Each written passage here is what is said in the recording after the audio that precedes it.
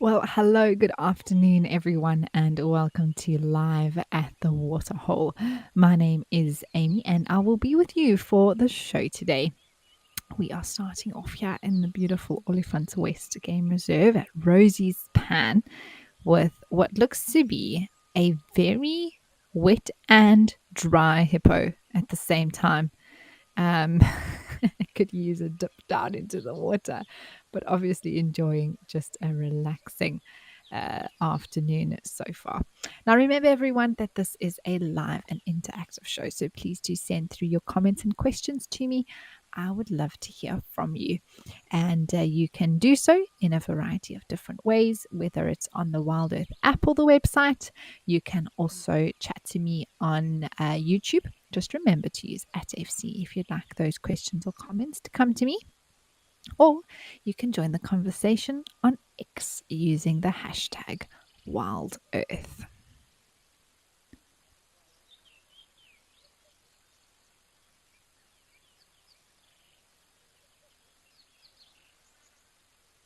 There's a lot of bird life happening here as well. So there seems to be some swallows flying past, maybe a dove there on the edge. I can see a lot of the reflections in the water as well. And that is just a sign of summer, really. It is a very, very warm day in the Lowveld. In fact, I think the next 2 weeks or so are going to be quite hot.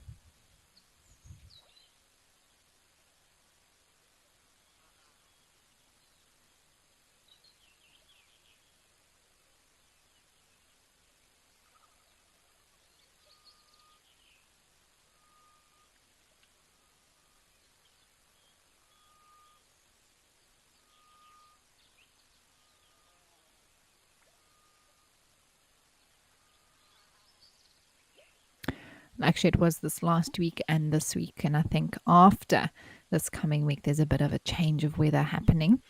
Some cooler days, which I'm sure everyone is looking forward to. And hopefully that means some more rain. Colin, hello. Thank you for saying hi. Hoping that it's going to be a lovely day today. And I'm sure it will be. It's always wonderful to spend time at the waterholes with you and just see what happens, really.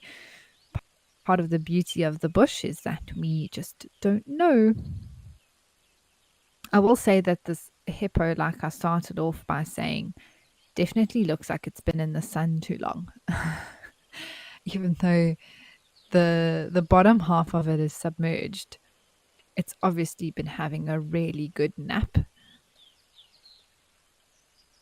And hippos do sometimes look like this when they've been lying in one spot for a very long time and their sort of skin that is exposed has dried out almost completely. Oh, these are the birds that are past there. I can see them. Probably lesser striped swallows, maybe red-breasted swallows as well. Those are two of sort of the more common that we see coming down to get water like that. Also, barn swallows are back now, so they could also be fluttering about.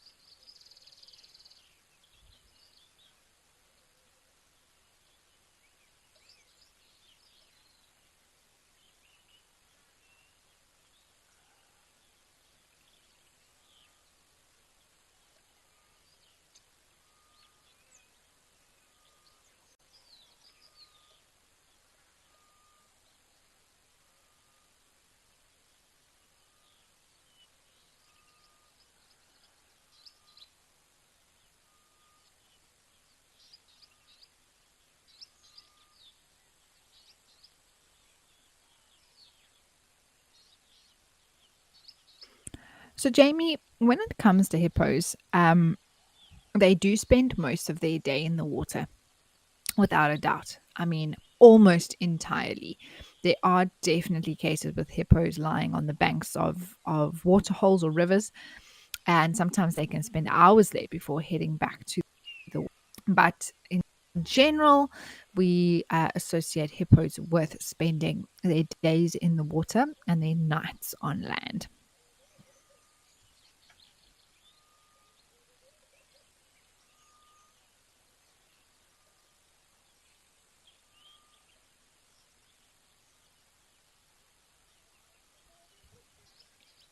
Good up, yes. You say amazing how graceful hippos are in the water.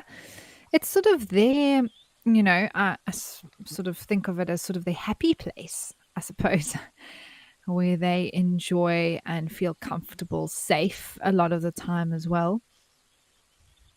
You can just see now that we've gotten a little bit closer to this hippo. Definitely alive. You can see those nostrils moving. It breathes in and out.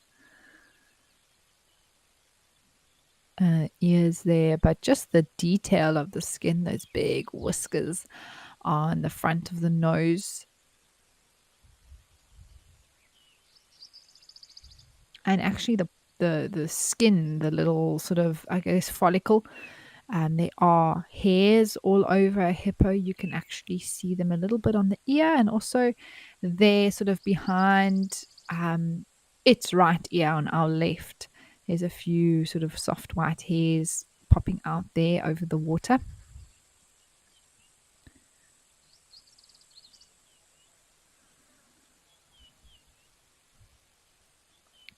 We have to also remember that in a lot of ways, hippos are nocturnal.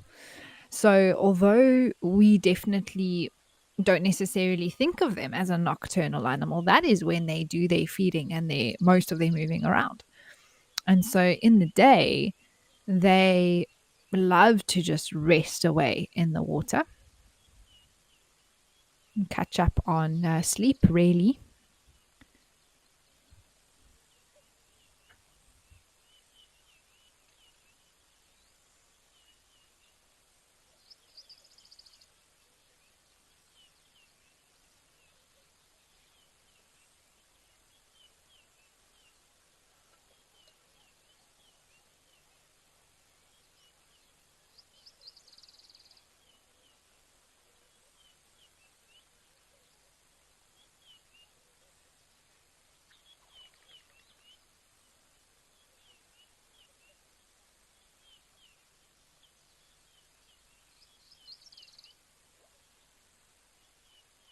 Rosie's Pan is another spot where we often do some wonderful birding.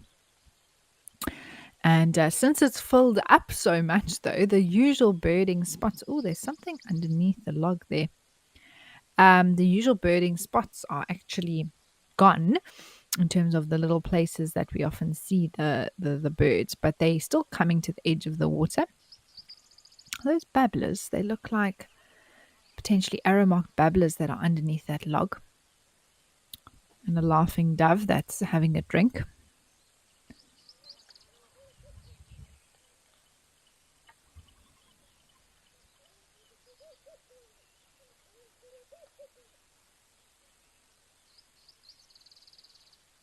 Yes, they are babblers. Look at that. I could hear a laughing dove calling there.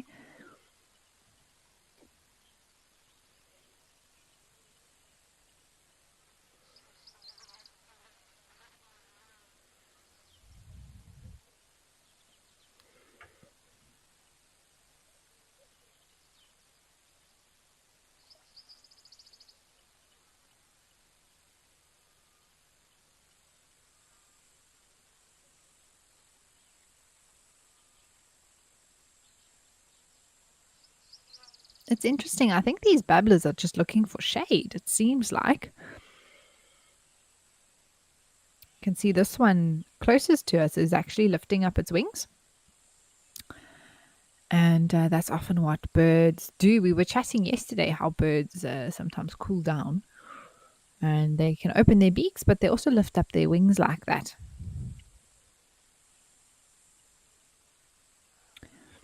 Ooh, Eddie. That's a very difficult question to answer. I suppose each location in its own way can be fantastic for birding. It just depends. I would actually say that our very own Juma Dam Cam has some of the most variety in terms of bird species that we see there quite regularly. Um, in East Africa, I mean, Oldonyo has been wonderful to see some of the species that are special for East Africa. And depending on the time of year, I think each location can be incredible.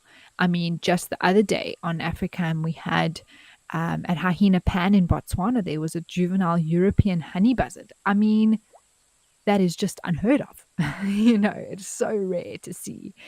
And so that makes, Hyena Pan, I wouldn't necessarily consider it a birding location, but there we go. We had one of the rarer sightings there the other day. There's another spot in Kenya called Lentori, which is a beautiful spot and often lots of little birdies fluttering by. Some of the starlings as well, beautiful coming down.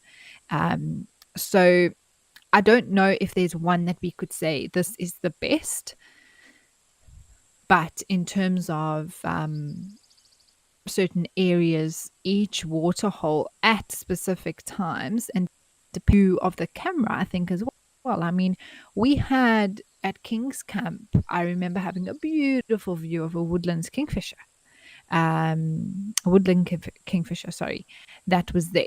And then you've got other times where you've got some amazing water birds and birding at Dam, which is phenomenal for birding and getting some really rare sightings in the flamingos that we see there. So that is really, truly, I think, a birding camera, if you want to put it that way, at Dam. Although you do see some bookies and antelopes and things in the background there as well. So just thinking if there's any others that are really. So Dam would probably be a very much, especially for the water birds, birding camera, and one of the best for that.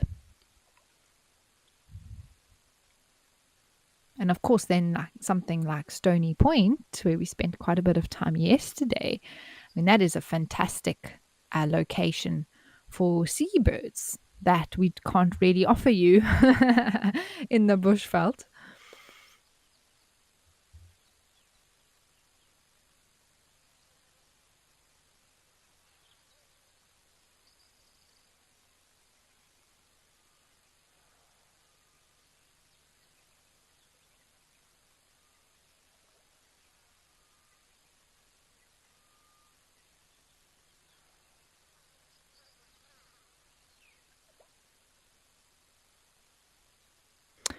Okay, wonderful. Let's head up to Kenya and see what's happening at Lentor.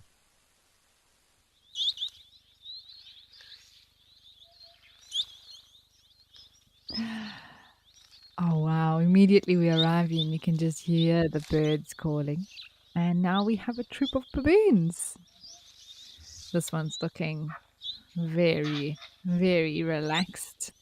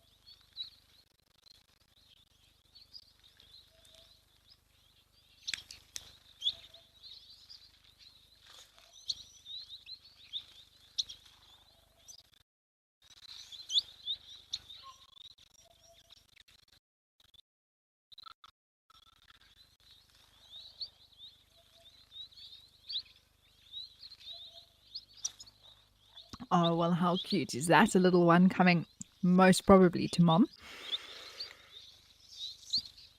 It looks like it just came for how adorable is that?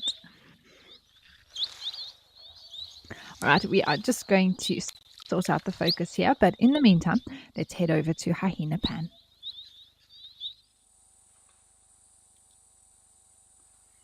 Oh, wow. I was just speaking about Hyena Pan. And we've got two big Eddie bulls. Oh, there's a third one arriving that have come to cool off.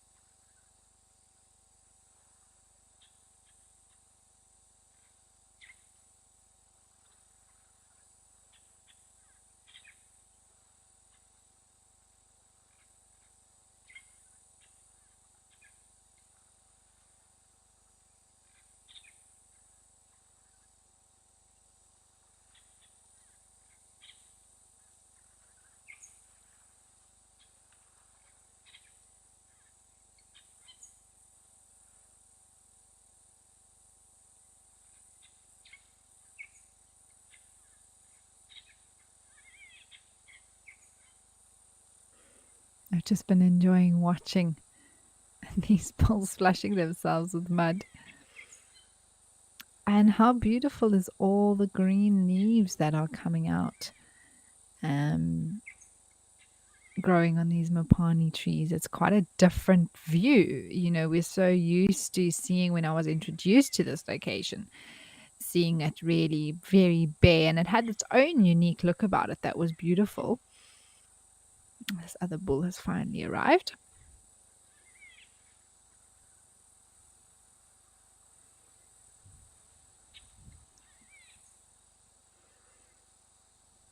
I wonder if they're going to swim. I feel like these two are doing such a good job. They may just go all the way in. Carol, you want to know when the rainy season is in South Africa? So actually, depending where you are in South Africa, the rainy season will be different.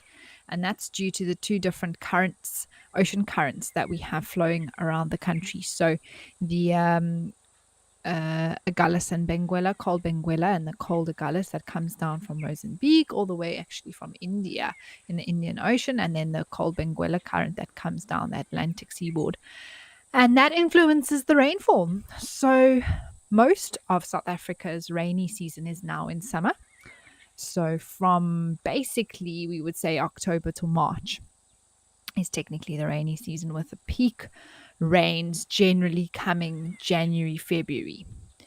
That's especially from Mozambique inwards. A lot of rain comes in from that side, and in the Lowveld area where Juma is, that is where the peak flooding and all of the major floods that have happened in the past have been end of January, begin sort of into February, that have caused the major rivers to flood and things like that. And that's basically all the way from the eastern part of South Africa up until this whole central, the northern parts, and then into majority of the west. But from the west coast and inlet for, I don't know exactly how many kilometers, but it's basically the Western Cape of South Africa, and it will also be partly, oh, there one is swimming. Fantastic.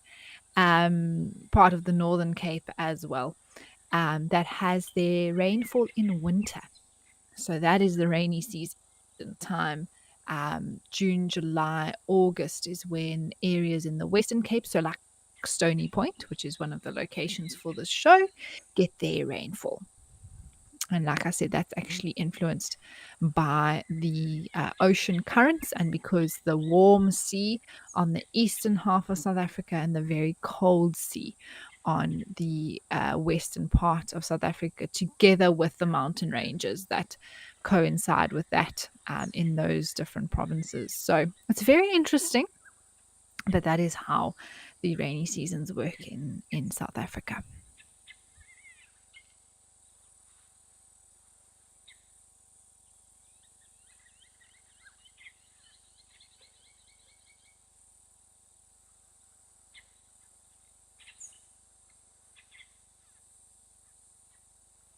Come on, boys. That wasn't enough of a swim just yet.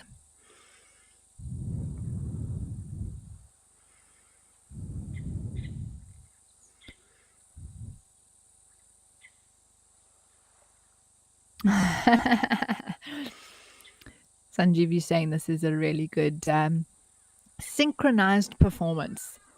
They deserve a gold medal. I do love to watch elephants swim, especially boys like this. They just have so much fun. And they're so big. So when they sort of, I don't know, let down their guard a little bit and be a calf again.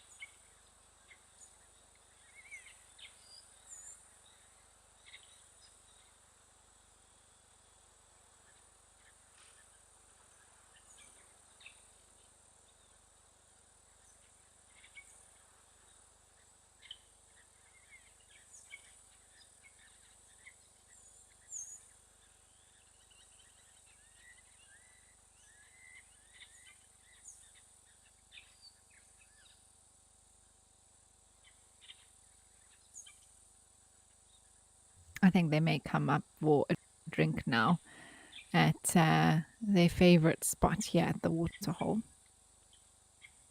There was a third elephant. I didn't imagine that. I feel like there's only two, and somewhere along the line, one disappeared.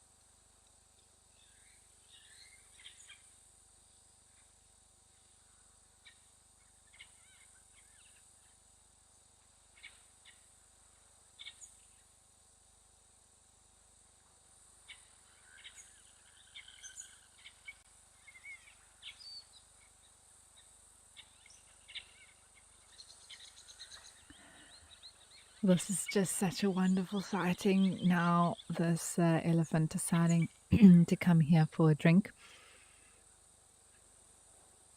I know there was one still in the water, but I'm not sure where the third one disappeared to. Maybe it went off to start feeding. But I felt like there were three together, and then all of a sudden, there was only two.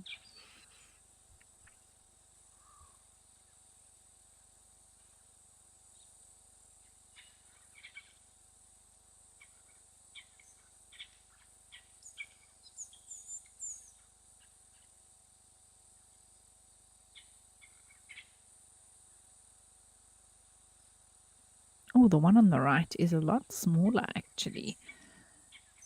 So interesting. I mean, they've just drunk there, and now he's gone there to join the other one.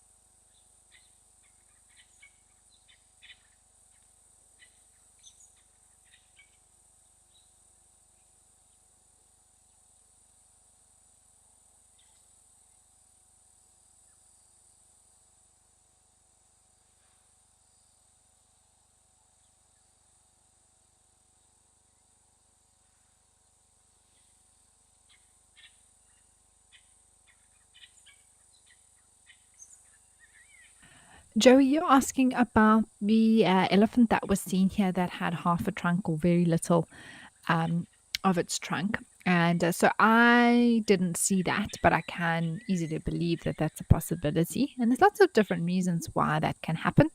Sometimes, unfortunately, it can be from snaring, uh, which is unfortunate, but sometimes it can be a genetic thing. Sometimes it can be from an animal attack, whether maybe it was a lion or a crocodile or something like that chomped off the tip of the trunk, especially when a an elephant is very young. That's more commonly found in younger elephants because they are smaller and more vulnerable. But I don't have any further update for you. I don't know if it's been seen again since then. And I know that it was seen to sort of be struggling and had to put its face into the water to do so. And should that elephant survive, which it most certainly can, I've seen fully grown elephants with very little of their trunks.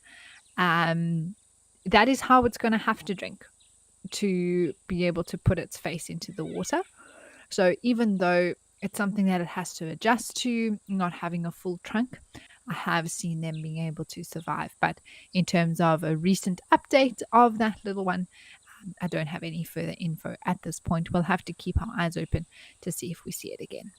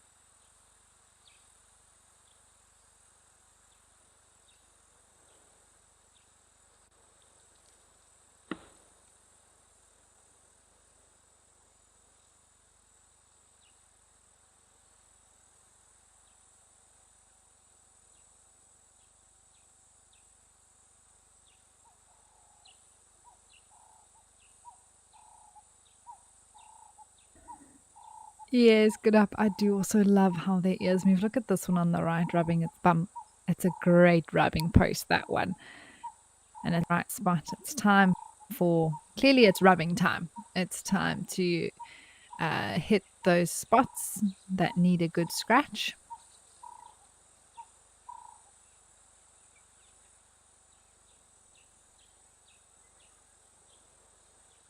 And good up, yes, their ears are just so gentle. Flap forward, back, flap backwards. He's like, I want this spot now, please. Move off. And he's going to get it right because he's the bigger one. Look at that. That was amazing. Now it's time to scratch his chinny chin chin. He's like, it's all right. You can have that one. I'll just go to the next tree. I never liked that spot anyway. Fascinating.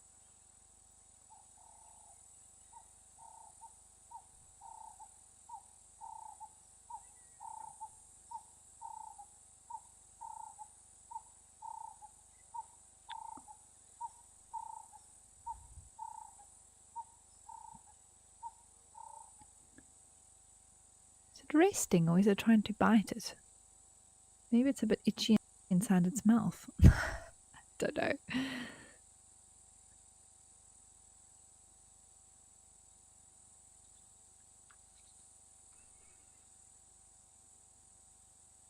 Oh, yeah, now it's between. That's also a good spot to try and good rub. And that's often where elephants get a lot of their ticks is there under the belly. Just this much softer skin. Oh, yeah, that's the spot. And he's moving off. Sanjeev, you say what you like about elephants is that despite their size, they are so meticulous about everything, be it drinking or eating or communicating. And this is what sets them apart from the rest of the wild animals. I completely agree with you. It is. It's what draws us to them, I think. The fact that they are so meticulous. And even where they place their feet or their trunks, they take note of a lot of detail.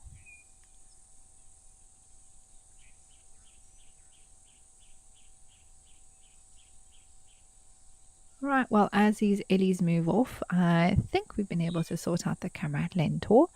So let's go see what's happening over there.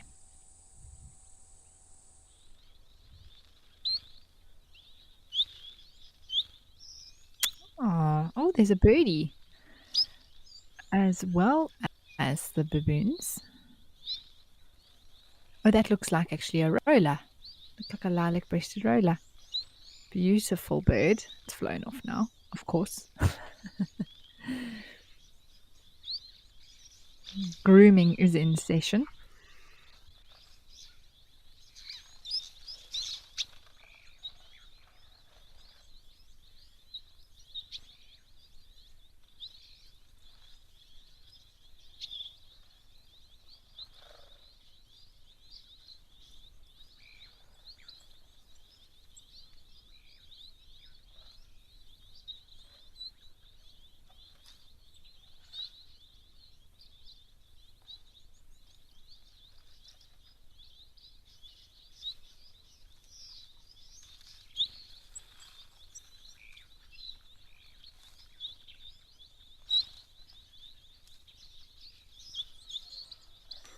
So, Victor, it's interesting.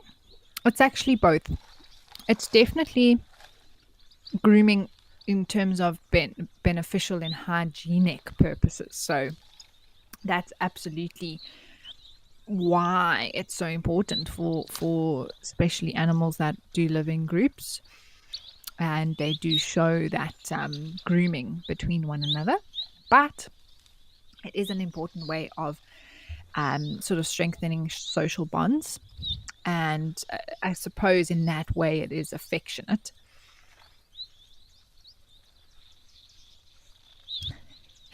These two, I like to think it's dad and a youngster sitting here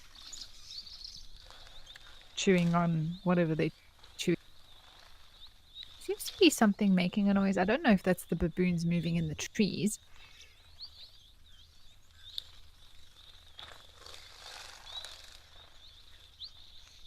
Oh, that sounds maybe like an elephant drinking. just the way that the water splashed there, but I have no idea. There's also some very chirpy birds, maybe canary-ish, that are calling.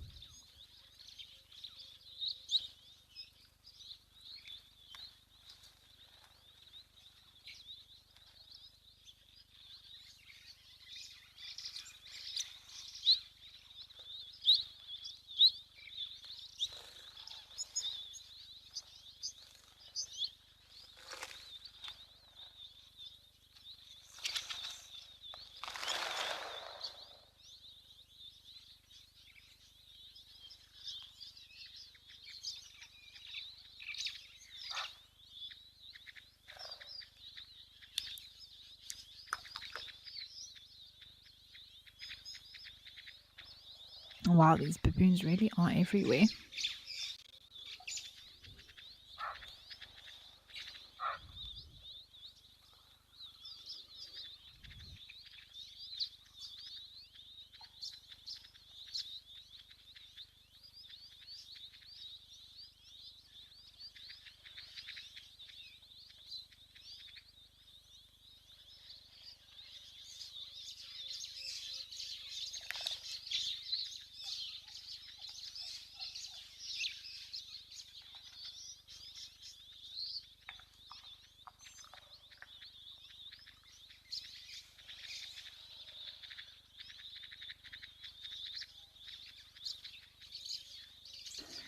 Well, this has been a lovely little stop here at Lentor. Let's go over to Study Point.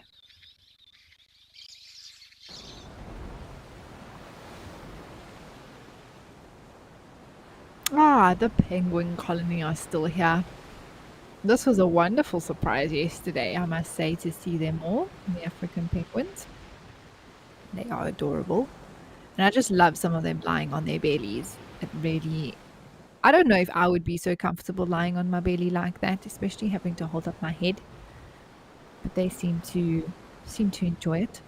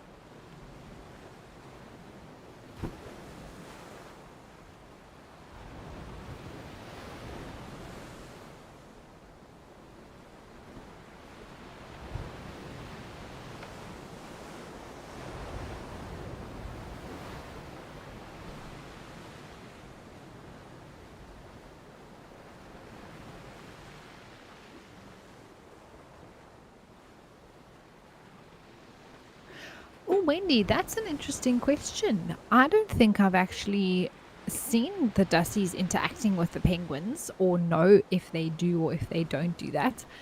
But they're actually quite far away from each other in terms of where we usually see Dussies, which is closest to where the camera is, um, almost across the bay from where these penguins are.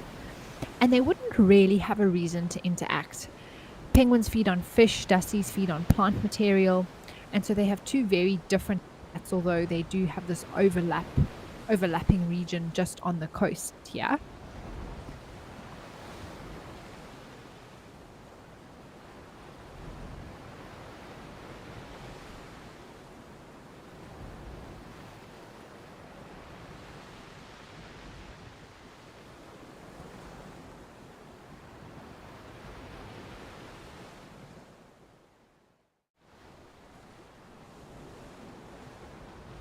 I do love the sound of the sea. It really is. There's lots of different sounds in nature that we all enjoy. And of course, when we're on drive, there's certain sounds that are beautiful that we get to listen to out in the bush. But there's another sound of nature, which is the ocean, that is just really special and calming and can also be extremely loud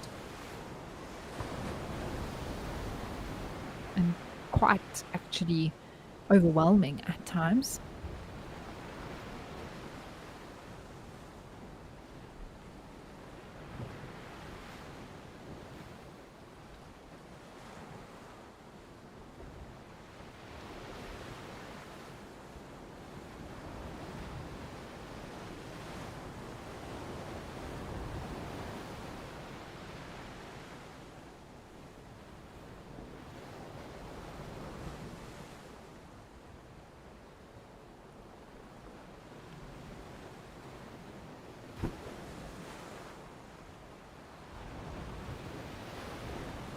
There are some white-breasted cormorants, looks like.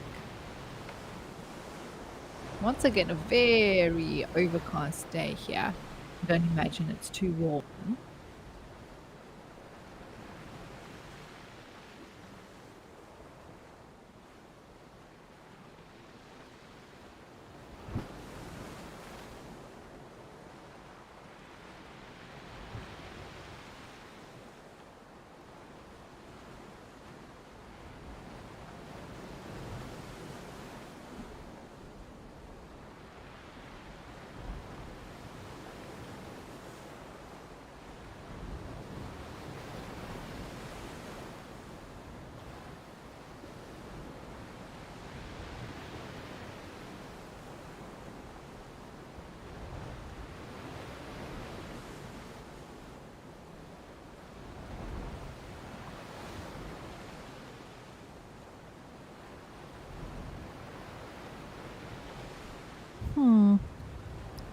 I wonder. I'm trying to decide between poop and a rock.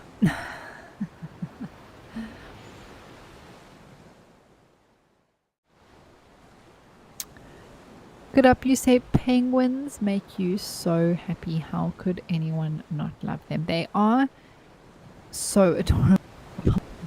And I mean, the way they walk, that thing, right? That little waddle. And they're very, very big round bellies. Oh, there's a seagull.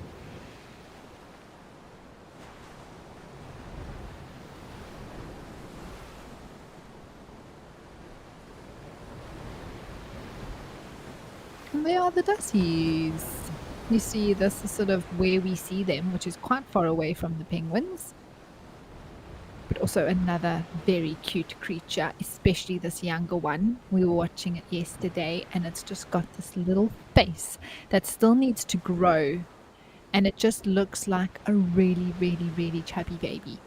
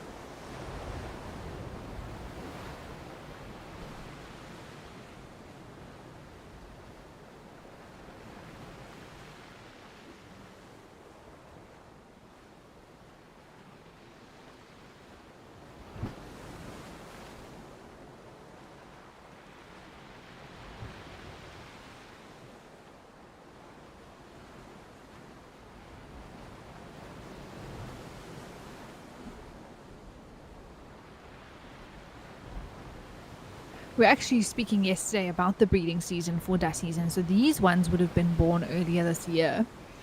And their peak time to have their babies is sort of, I think, around March, February, March. Oh. But sometimes They might have them earlier. The one on the left looks particularly small, I must say. I mean, oh, there's another one.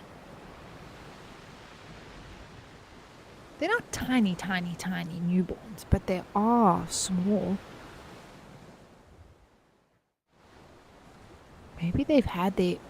I mean, look, the Western Cape is slightly different to, like I say, the rainy season for them is actually in June, July. So maybe that's when they had these little ones here, which would make sense, making them a few months. I don't know if they're suckling. They're suckling. It could be, actually, when they go very still like that. Why else would they have their heads down there? Oh, this is fascinating. I think these little ones are actually more recent than what I'm thinking. Just watching their behavior now.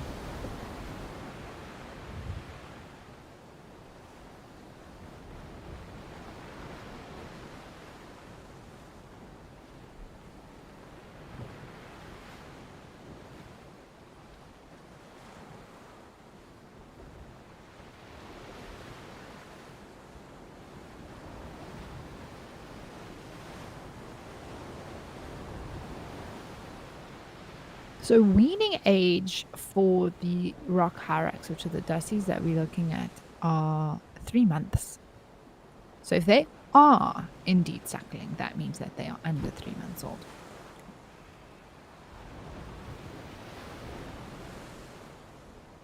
Which means they would have been born potentially any time from September, maybe around then. Or end of August. Fascinating. And that is, like I was explaining earlier, with the rainy season being in winter time, which basically is June, July into August, it would make sense for them to have their little ones at the end of that rainy season.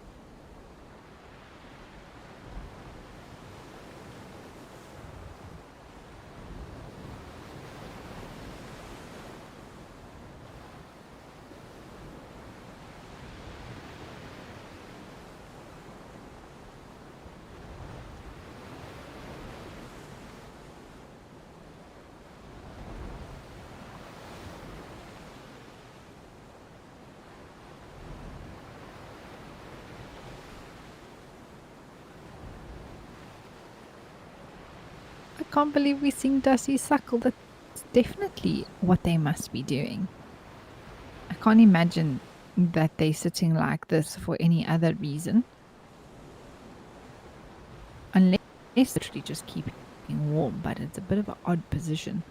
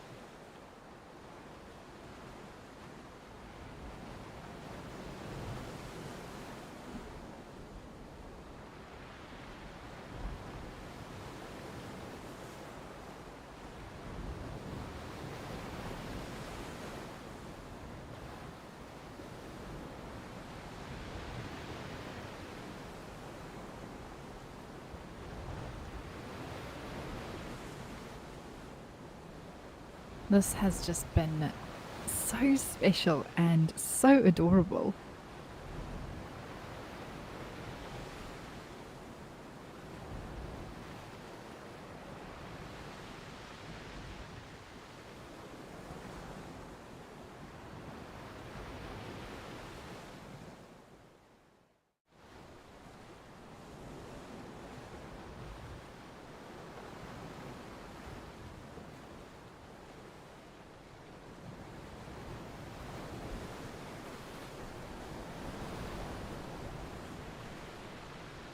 Oh my word, these are just the cutest things. Hi, little one. Getting some delicious milk. Oh, that's definitely mommy's got some serious swollen belly there. Oh my goodness. Rosie, interesting question. I'm not sure exactly how much more she'd have to eat, but I think, like, you know, most mammals that lactate, that requires a lot of energy from mom. So I'll see if I can find an exact amount for you, Rosie, but these are just, look how cute these babies are. Oh my word.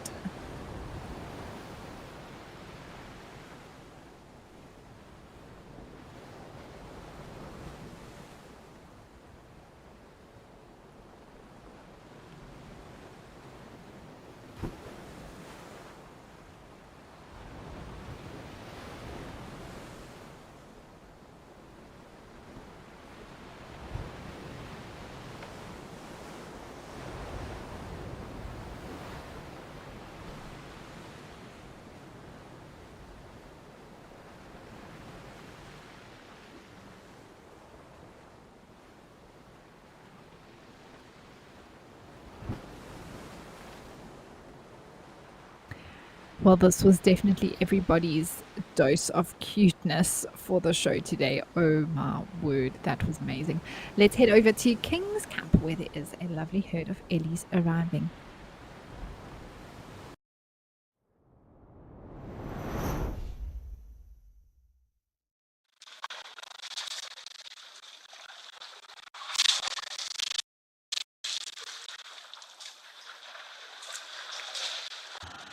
Oh, this is beautiful. There's still more coming. There's there's a little one trying to suckle. There's a little one trying to drink. Oh, happiness.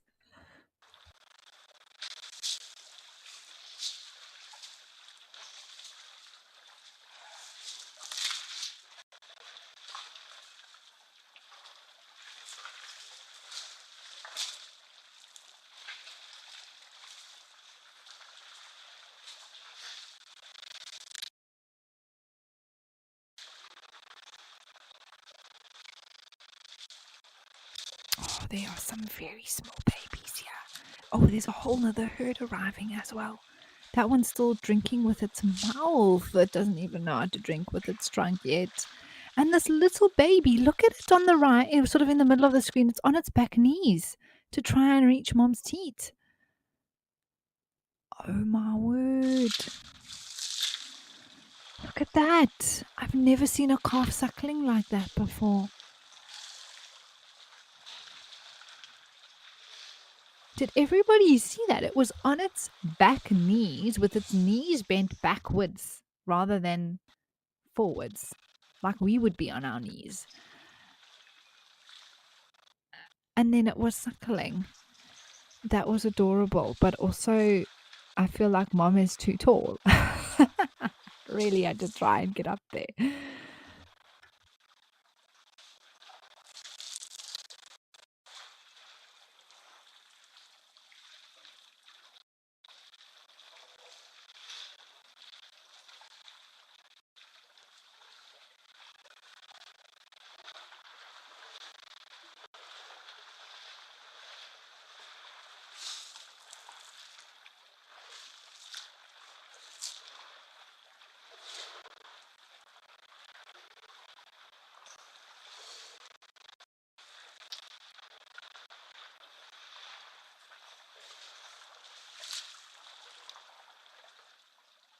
And I think they're moving quite quickly because, like I said, there was a whole other herd of elephants that were actually sort of on their way.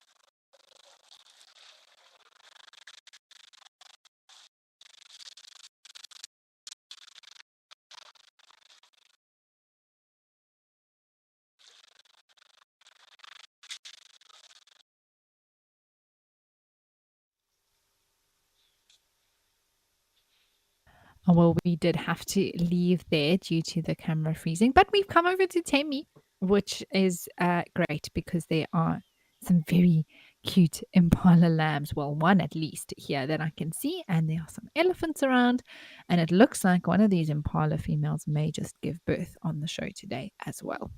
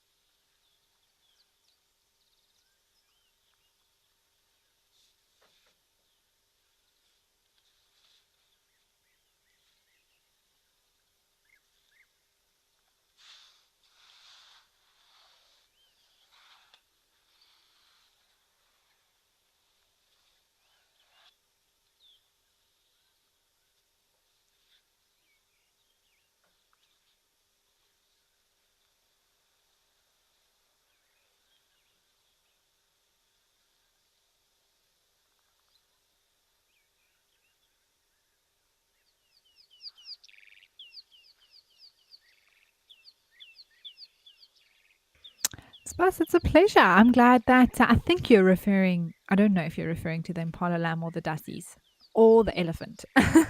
We've had some really cute moments in the last 20 minutes, actually. But that is such a pleasure from me. I mean, I love baby cuteness in, well, in humans or animals, really. But it's lovely to see the impala lambs are arriving to the scene we're seeing in front of us. And I mean, the female that's lying down, I honestly feel like she is about to pop, even standing up. So the impala lambs are only going to arrive and flood us with cuteness more and more in the coming weeks, days, and weeks.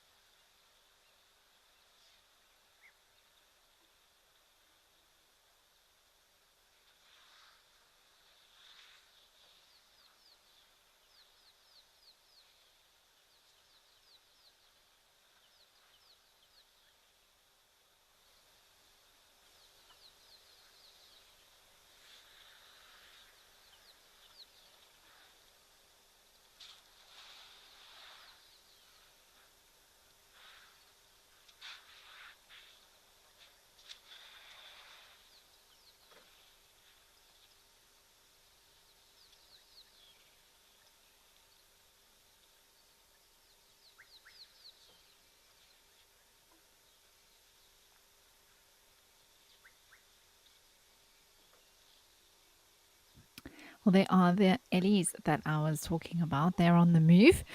And Tembe is always such a beautiful spot. And I don't think it was ever not green, but it's really becoming more and more green as time goes on now.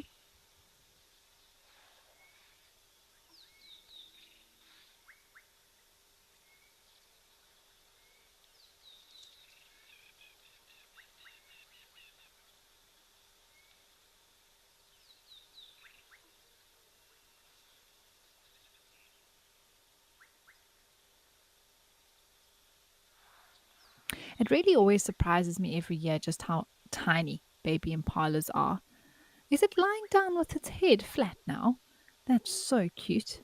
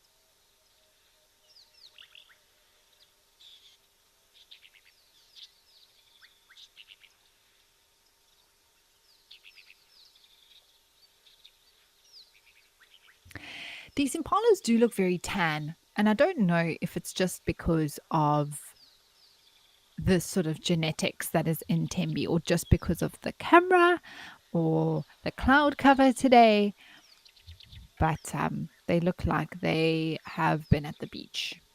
I don't think I've ever seen an impala lie down with its head completely flat. I must be honest with you all.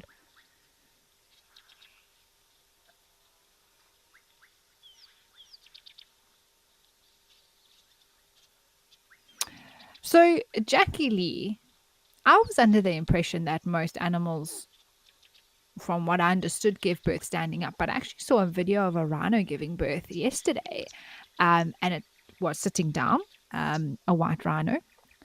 I think impalas, oh, I don't know. I want to say they stand up, but maybe they do both. Maybe sometimes they sit, sometimes they stand. I haven't been lucky enough to see an animal giving birth. I know giraffes definitely have to stand. I think zebra, I've seen a video standing as well.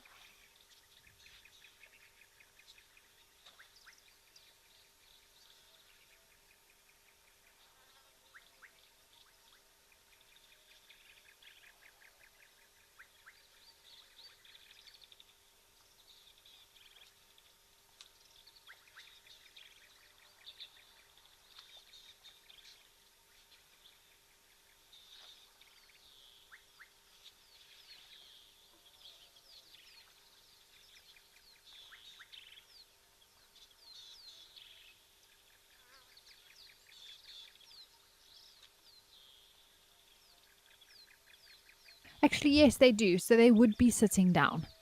Um, and I think actually most animals do it sitting down. And that makes sense because of the risk of injury for the little ones. But I know for sure that female giraffes do it standing up.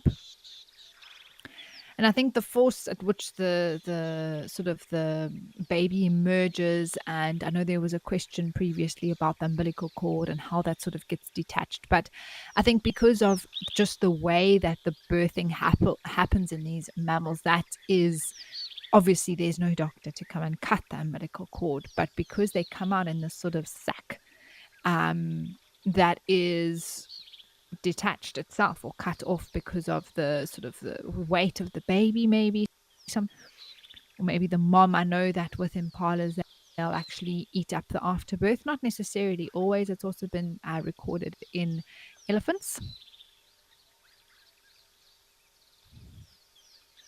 but just because of the smell of that sort of afterbirth and the blood and that sort of thing can attract predators.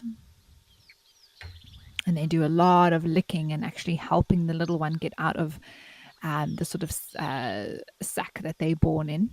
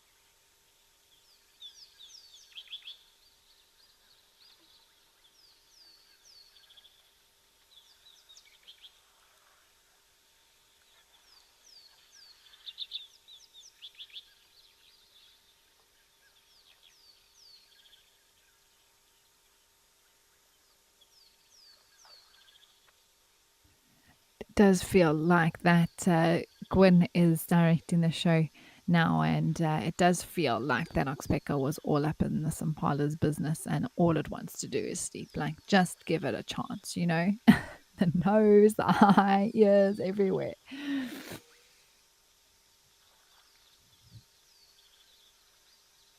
Fiona D, hi. You want to know, do impalas get rid of their previous young like leopards? Do when it is time for them to give birth again? So no, so they don't operate like that. When it comes to impalas and impalas, even zebra, giraffe, it's very wildebeest as well, being another one. It's actually been interesting with both impalas and wildebeest that have very, very new babies. I saw this in my few days at Juma, um, sort of at the beginning of this week. I noticed that the mom impala or wildebeest that had just given birth, almost almost every single one of them was being followed around by an older youngster, and I am almost sure that that is their previous calf or lamb. And so mom will give birth, have her brand new little one. And then the one that is probably a year or so old is there with mom and following them around. So they don't sort of shoo off their previous calf at all, and they stay within their herd potentially for the rest of their life. Oh my word, these mommies look like they really are about to pop. Oh, goodness me. Especially this one in the middle. She just looks like, just get this thing out of me. I'm done.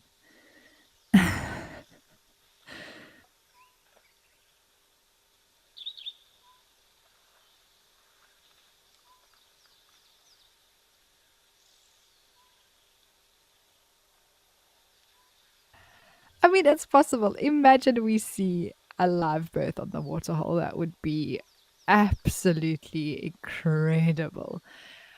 However, the usual behavior for an impala when giving to separate herself from the others. So even if it's not very far, she usually heads off into a thicket where she's protected and can't be seen out in the open.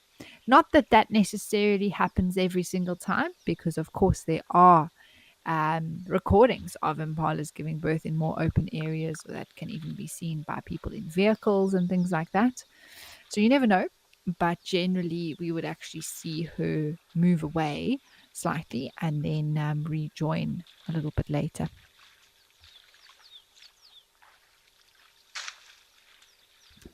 Good up, they are beautiful. They are so beautiful.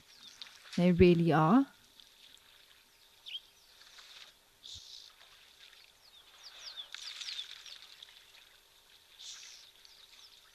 Oh, word, that oxpecker is now on that other one's face. Goodness me.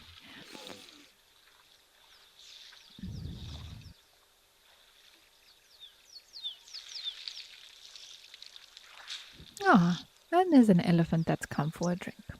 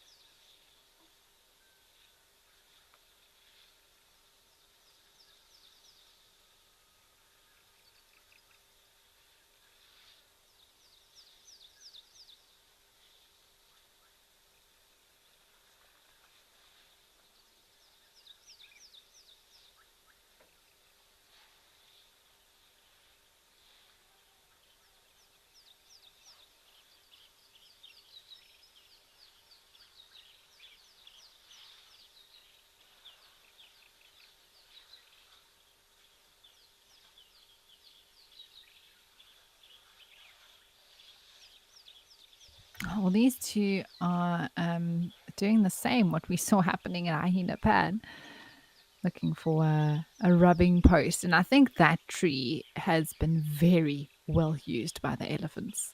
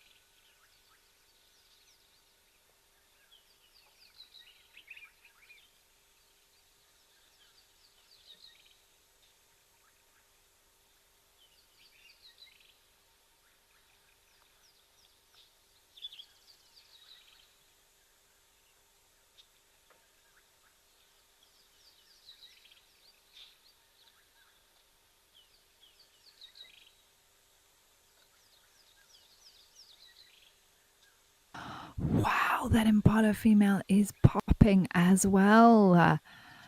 This is unbelievable. I have all the confidence in the world that either on one of the drives or on this show, we are going to see a birth. The chances are so high with so many of these females that are so pregnant.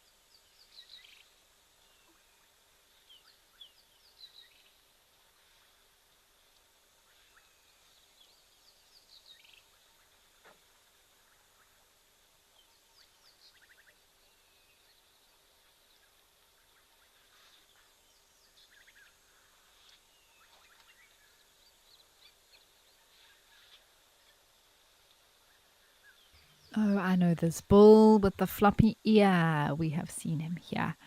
Oh, hello. No need to chase the other one away. That looks like some manadas coming down to drink.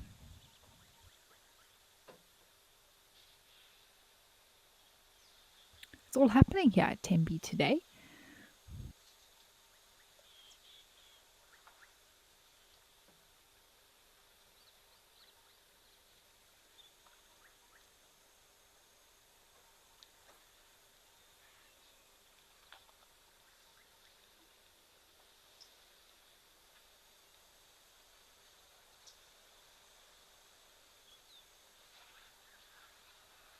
Beautiful they are. So, I mean, in some ways similar to impalas, but a little bit bigger. And oh, it looks like that one on the left is also pregnant.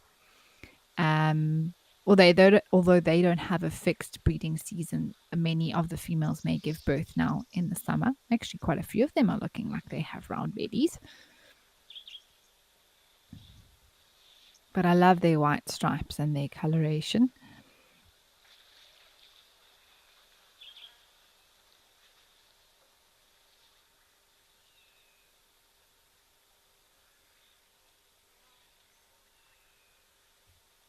Let's just enjoy some of the beautiful bird calls and sights here at Tembe.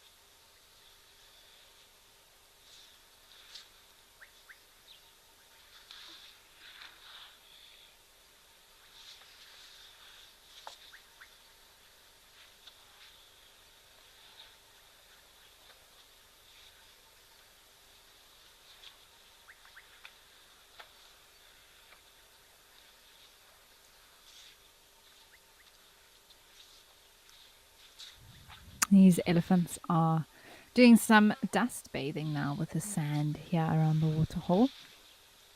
Our impalas are feeding in the background.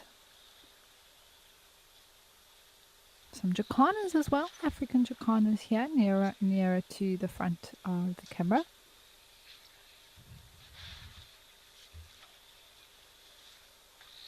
And I seem to think there may be a gorgeous bushshrike calling, but it is a little bit faint to tell exactly if it is one or not.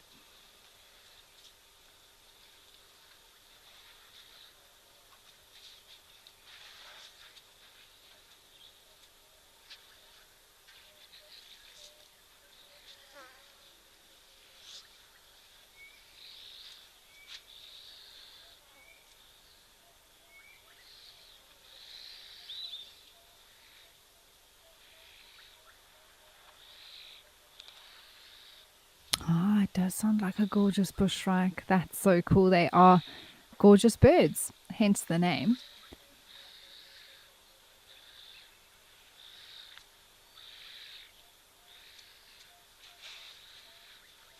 Very easy to hear, very difficult to find.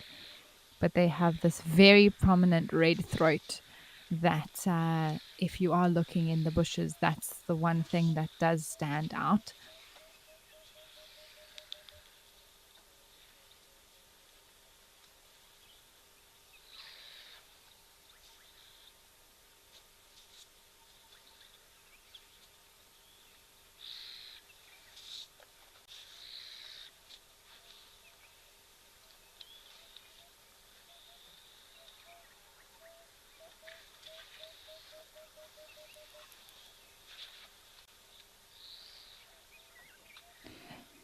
If anyone's struggling to hear it, it's sort of this background tweet, tweet, tweet, tweet. It's a really beautiful call.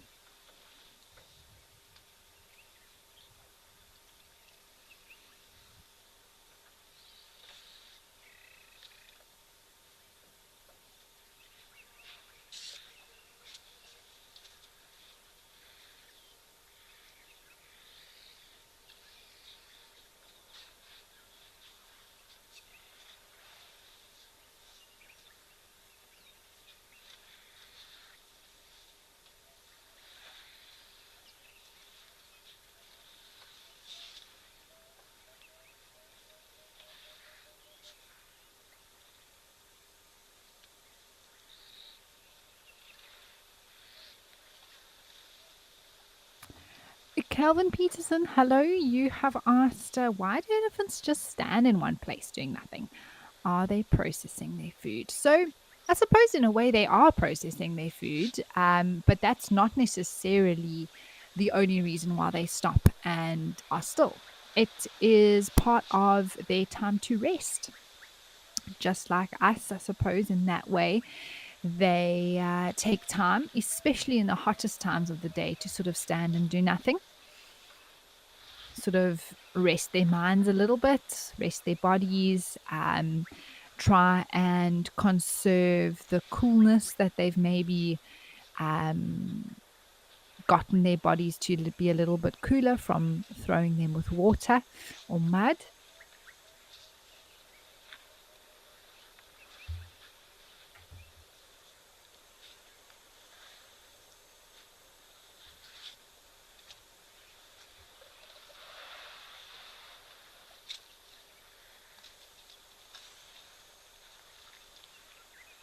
Wow, that is a big elephant that's just arrived. Oh my word, I thought these others were big, but that boy is huge. He's standing way taller than the others. And he's got a beautiful set of tusks.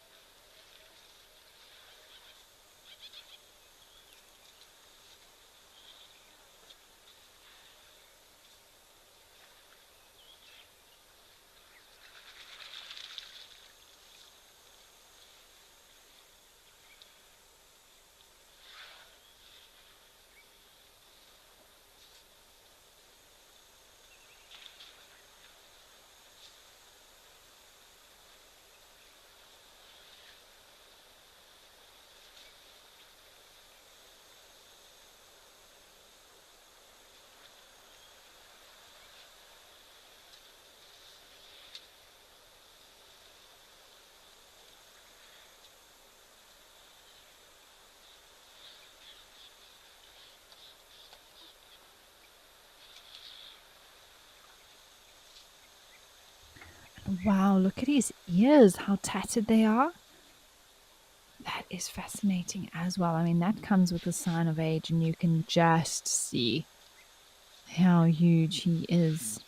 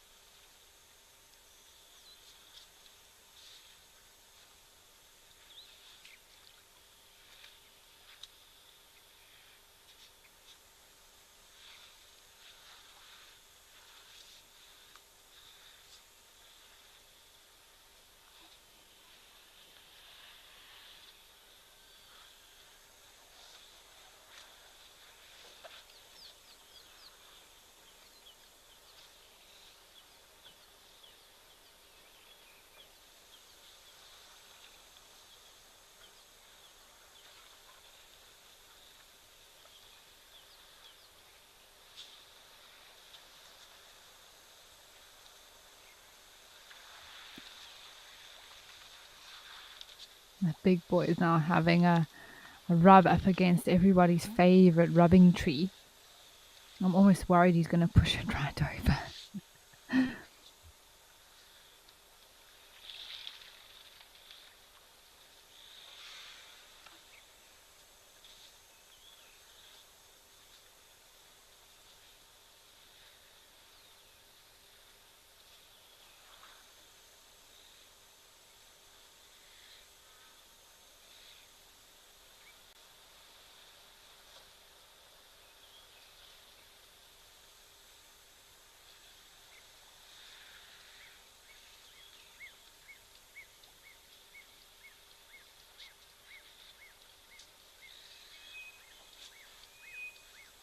Can hear a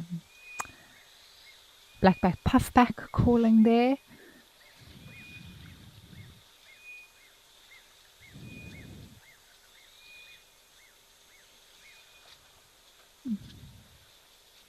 I hope this elephant one day doesn't decide to push that tree over, because it really is something he's capable of, but also something that all the other elephants really enjoy using to rub up against.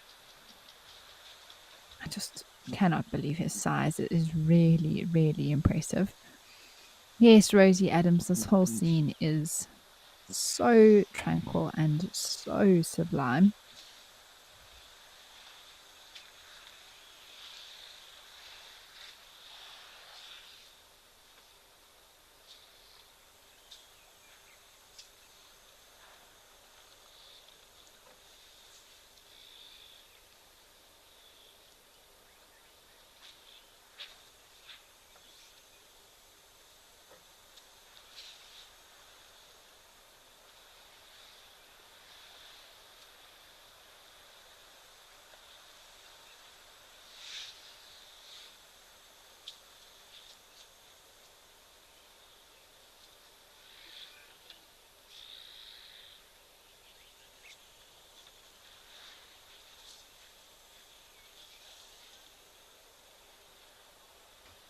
Ruth, I must say, this is a little bit unusual in terms of what we normally see in the low veld anyway, but somewhere here, like northern KwaZulu-Natal, where Tembe is in South Africa, it could actually be something that's quite common.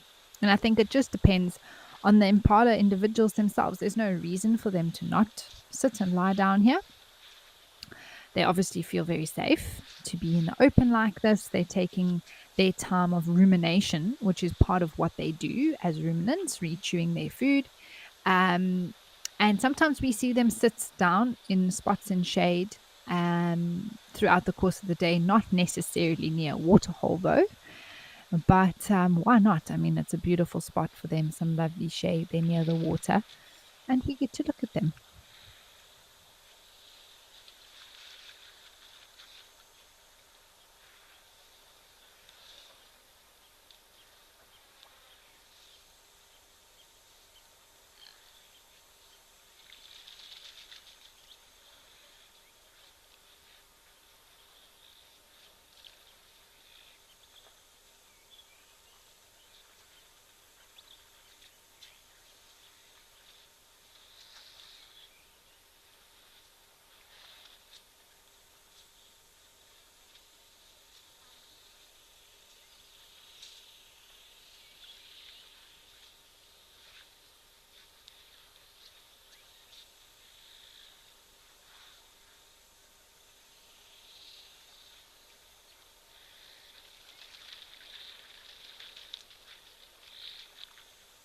In terms of the length of time that these impalas are sitting here for, um, the time of rumination differs depending on every day to a degree.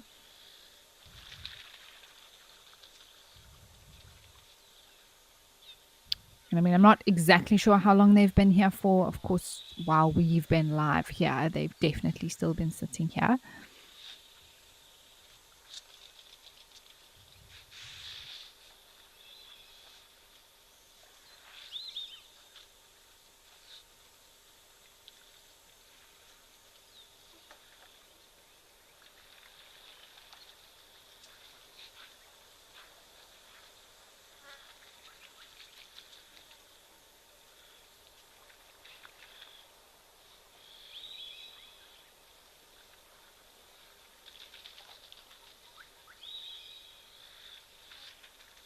Ah, there was that gorgeous bushrack. There we go. We can hear it beautifully now.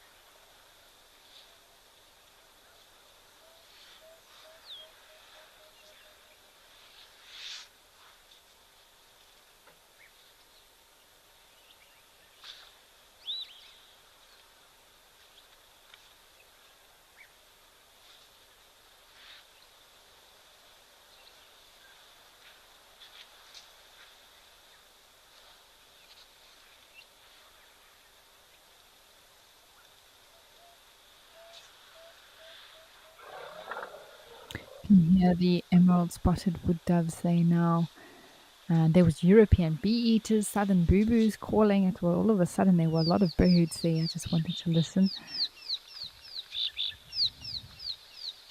Rattling cisticulars, yellow-breasted palaces, and another very pregnant female impala that's walked onto screen.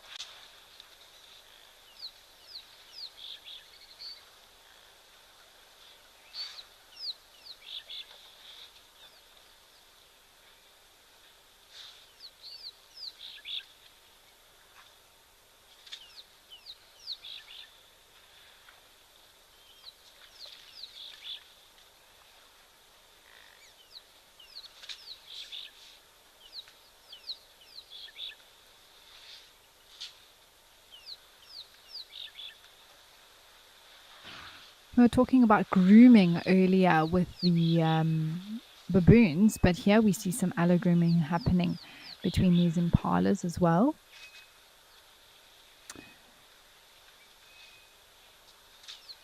Jackie Lee, it is newly born. I cannot tell you exactly how newly born, but it is very tiny still. I mean, it definitely can walk and sit. It didn't look too unsteady on its feet or anything like that. It could be anywhere from a few days to a week already old. We know that the first one was seen here at Tembe on the 16th of November, which is basically a week ago. So I don't think it's older than a week.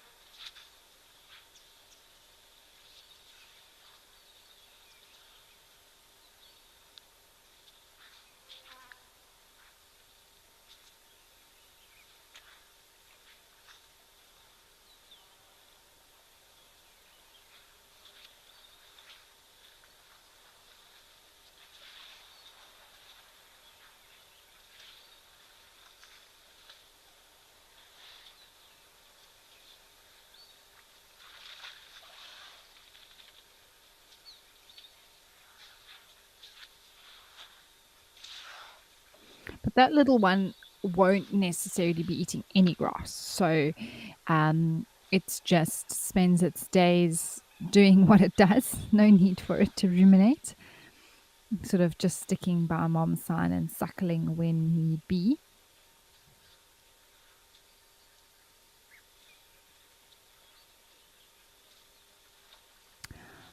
Okay, wonderful. Let's head over to the province of Limpopo and see some waterbuck at Mabula in Ganupan.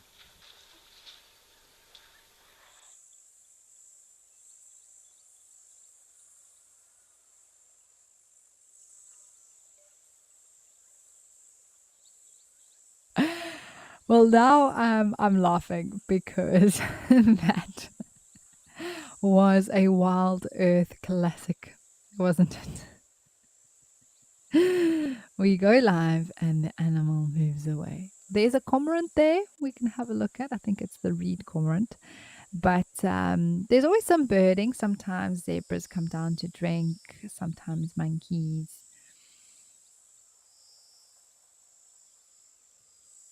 We had lots of swallows here when I was at Mabula a few weeks ago.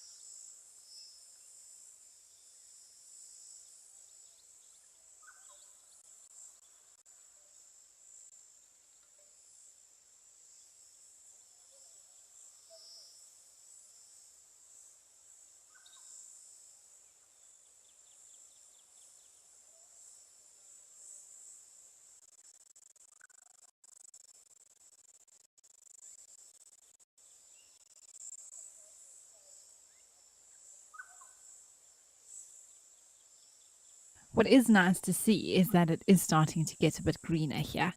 I don't know exactly how much rain they've had, but you can see the green starting to pop through, particularly on the trees, but the more noticeable parts, because it has been so brown, is the grass that is starting to come through.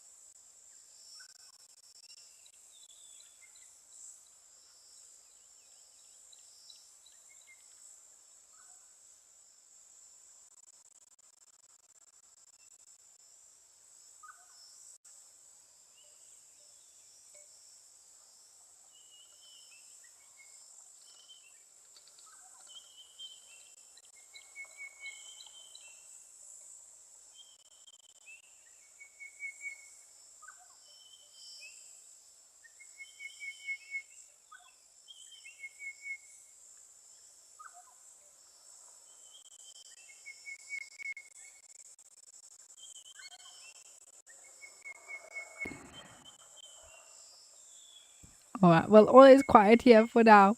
If those waterbuck do decide to make an appearance, we'll let you know. But let's head back over to Tembi.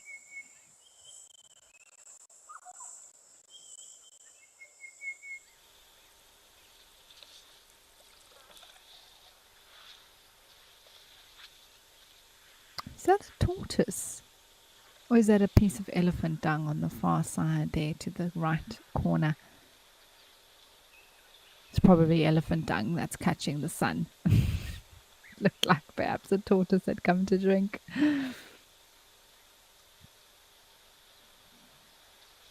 No, it's not moving. I think it is just some fresh dung there. It looks like this is the toilet spot for the impalas.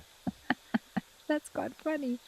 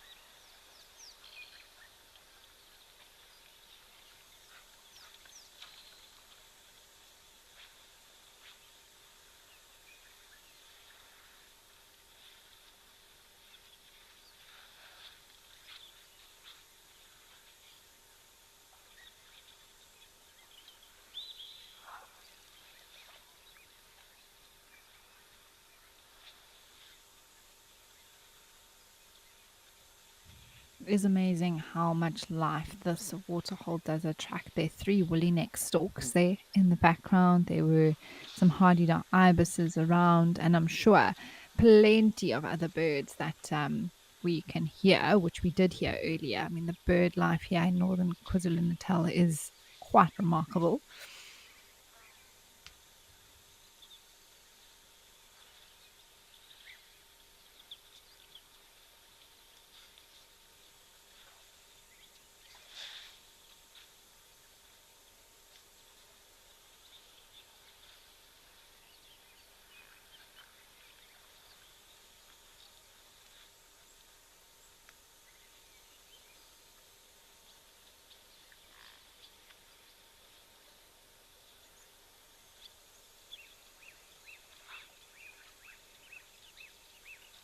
I think those are some white-faced whistling ducks that are there. Oh, something gave a very big splash on the left.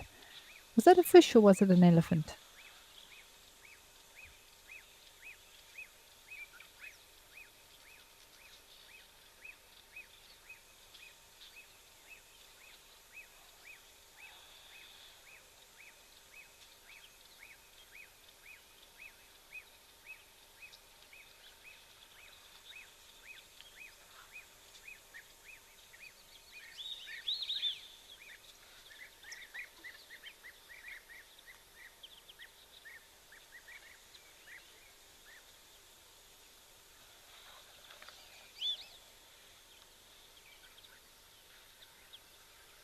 That actually looks like a slightly different water bird. I don't know, it could be those are the white-faced whistling ducks that just landed there. We actually heard them.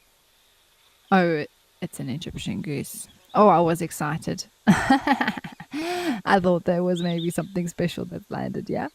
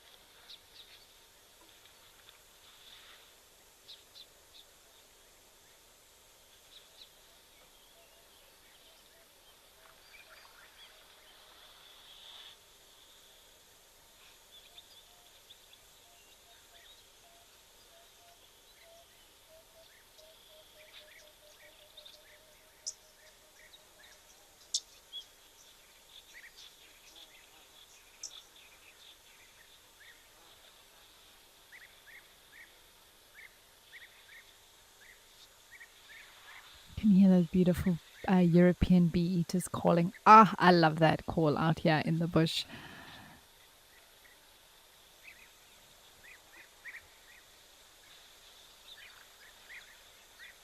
Oh, looks like one-faced whistling ducks are chasing each other around a little bit.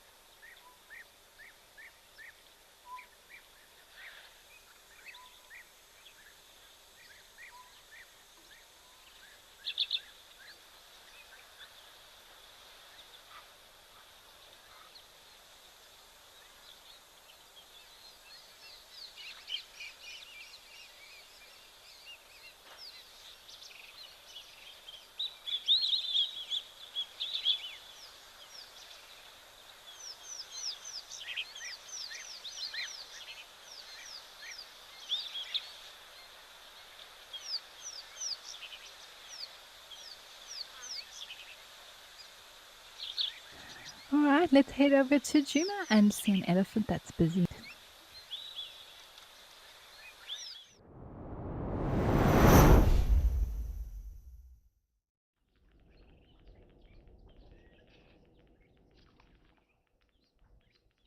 There we go. How wonderful is this?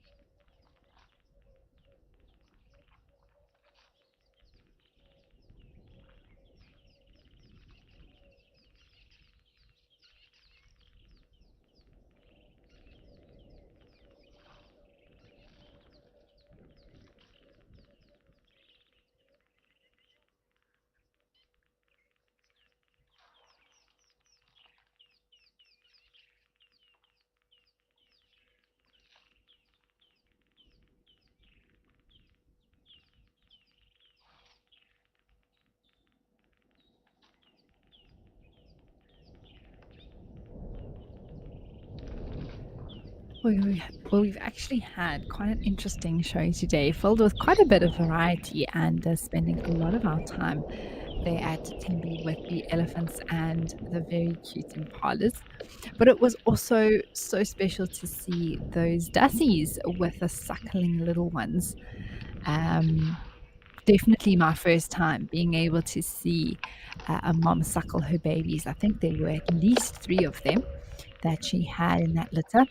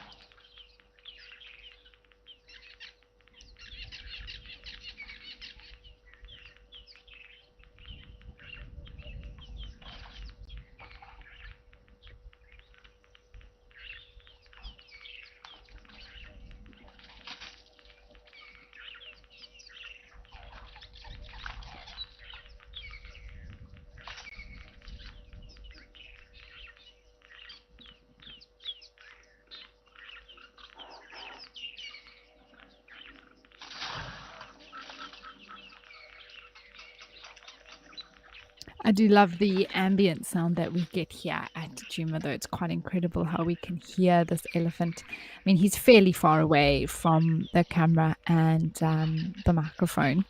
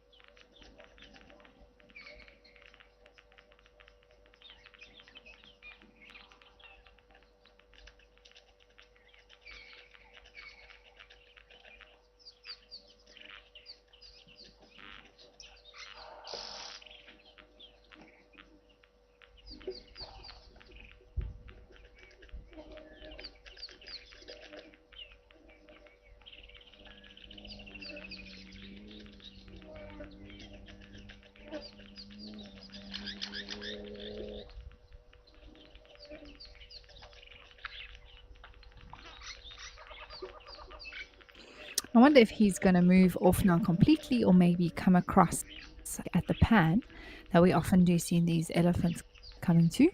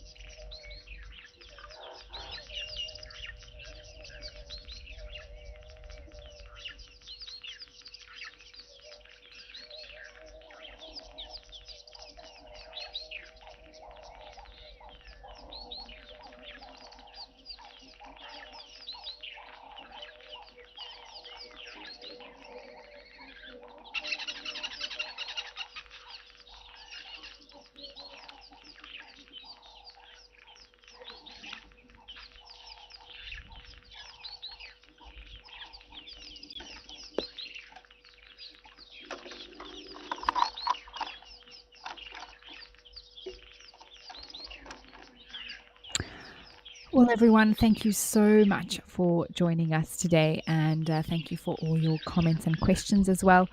As always, we really do appreciate it. Now, I won't be back with you tomorrow, but I'll be back with you next week. So I'm looking forward to spending the week with you all. But from my team here at Live at the Waterhole, we just want to thank you so much for joining us. And yes, this afternoon later on, of course, will be the live safari at 4 p.m. So make sure to stay tuned for that.